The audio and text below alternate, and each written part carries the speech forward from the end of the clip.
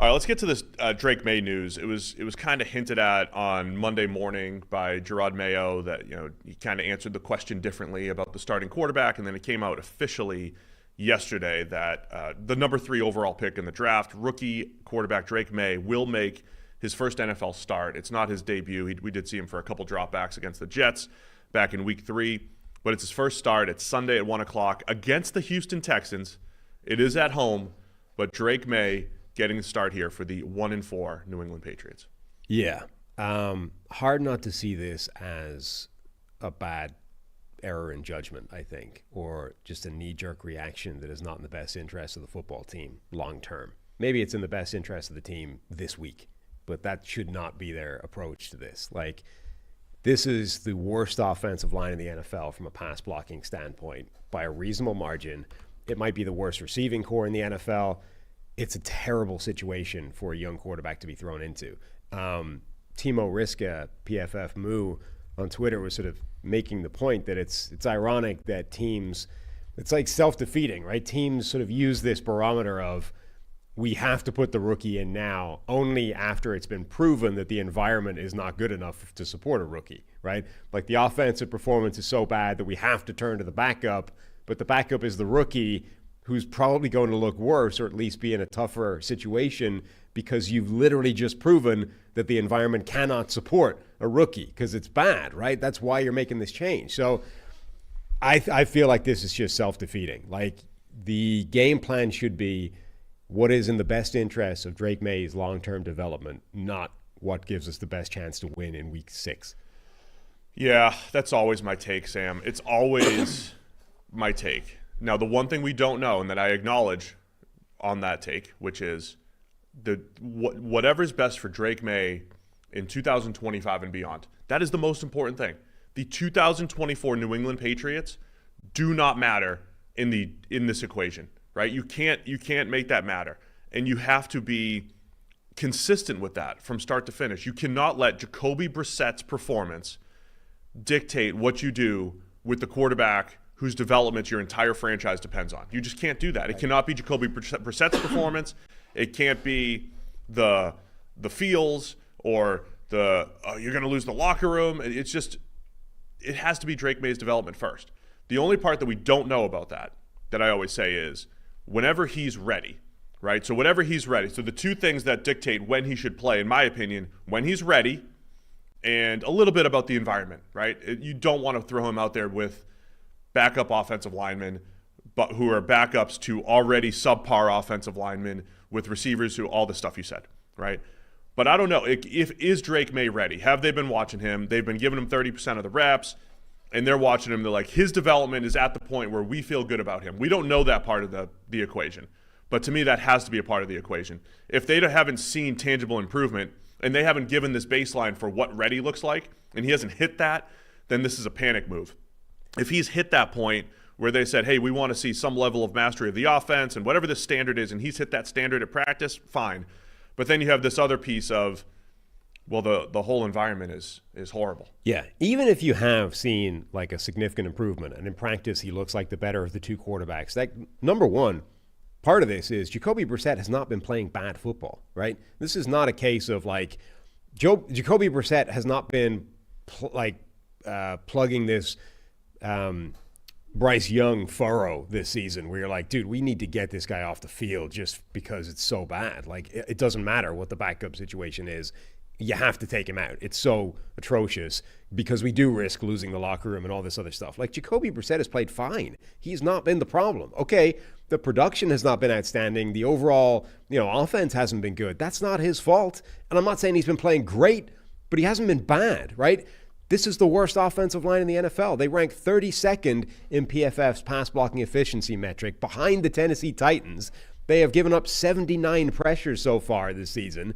This is a disaster of an offensive line, and he doesn't have any receivers to throw to as well. We got young guys and Demario Douglas. This is not a group that's going to elevate the play of a quarterback. So even if you're seeing this development of Drake Maye in practice and he looks better than Jacoby Brissett, the situation is so bad on paper that there is absolutely no way you can be confident that it is not going to damage him long term, right? And You can make the argument that if a player can't withstand that kind of long-term beating, he's not going to be your quarterback anyway. Maybe, but it's definitely true that those types of sustained beatings have damaged quarterbacks in the past. And good quarterbacks, right? And not even just rookies. Yeah, David Carr is the classic example. Guy that went out there, took an absolute ass-kicking, and was never really the quarterback that he was expected to be.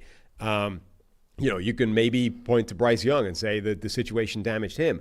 But I go back and think about quarterbacks like Mark Bulger, right? Mark Bulger replaced Kurt Warner and was so good that the Rams voluntarily said goodbye to A Hall of Famer, B, a guy that had the greatest story in NFL history at that point, right? A dude that went from stacking shelves to Super Bowl MVP. They got rid of the feel-good story because Mark Bulger was good enough. They were like, dude, we can't not have this guy starting a quarterback. That offensive line deteriorated to the point where Mark Bulger was broken by it. He was after a few really good years. He was a Pro Bowl caliber quarterback. After a few really good years. A high-end quarterback that got broken by the sustained onslaught of pressure by that offensive line. It can be damaging, and it can be especially damaging to a young quarterback. There is simply no way that you can be confident that it will not damage Drake Maye. So I think this is too big a risk. I say keep his ass on the sideline, let him learn. Suck it up. Until you draft better players or you sign better players in the offseason. That's where the human element of this is really difficult because I don't know if this was their plan. I don't know if you asked them in August, when do you expect to see Drake Maye? If they would have said, week 12, week 13, we'll give them, the last few weeks of the season, feel good about that. But was that because they thought Jacoby Brissett would hold the fort? Was that because they thought they were better than they were? If they're like, man, we're way worse than we thought, got to get the rookie out there. Yeah.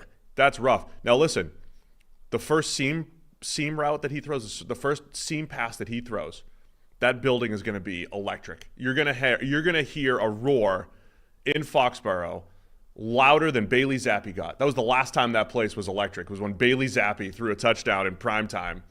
And that's going to happen. And the fan base will get a couple passes maybe of a jolt of adrenaline. But this is the Texans defense. Yes. That just held Josh Allen to a 9 for 30 stat line. A stat line we haven't seen since 1992. Just did that to Josh Allen. They just sacked Caleb Williams 100 times a couple weeks ago. It was 100, right?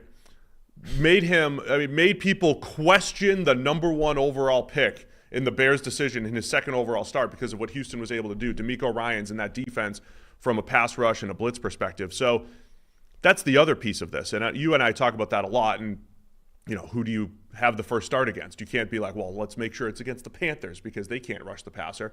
You got to start them when you got to start. Like at some point, you got to face NFL defenses, but this is not an easy defense to go up against in start number one. But also, to be clear, it's not about the next 60 snaps. It's about the next 700 snaps. Absolutely. For him, right? Like, even if he goes out there and surprisingly looks great against Houston, like he does really well. He outperforms expectations. Somehow it provides the spark that they've been looking for. They actually have success against Houston's defense, and he looks great.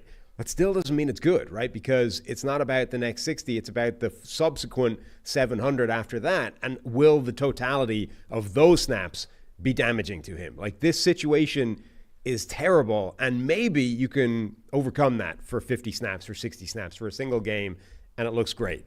I don't think you can overcome it for the next, 3 quarters of the season and it not be a problem. So when you're like, what was the plan originally? There's simply no way that the plan was, after 4 or 5 games of horrific offense, we decide to throw a rookie out there and hope that it fixes everything, right? There's no way that they would have constructed that argument in August. This is what's going to happen this year. We understand that we're going to have no offensive line and no wide receiver group because we kept the number 3 pick and drafted our quarterback. We're going to suffer through a month of awful play. Jacoby Brissett can take that. And then once we think it's hit the lowest ebb we can hit, we're going to make a change at quarterback, throw in a rookie, and hope that he's got enough spark to fix it all. There's no way. So if that wasn't the plan in August, it shouldn't be the plan now. One last thing I just want to add to that. I completely agree with you there. One last thing. I saw Kev Cole talking about he was more of the mind that, like, well, the quarterback fixes everything, no matter what, if he's good. And there's an element to, like, Jaden Daniels on paper We had questions about the offensive line. They only had one receiver. Boom, all of a sudden it's one of the best offenses because he looks special. And historically, Kevin Cole went back and he said, well, Justin Herbert as a rookie had bad pass blocking. Joe Burrow had bad pass blocking. Just looking at PFF pass blocking grades, CJ Stroud did as well.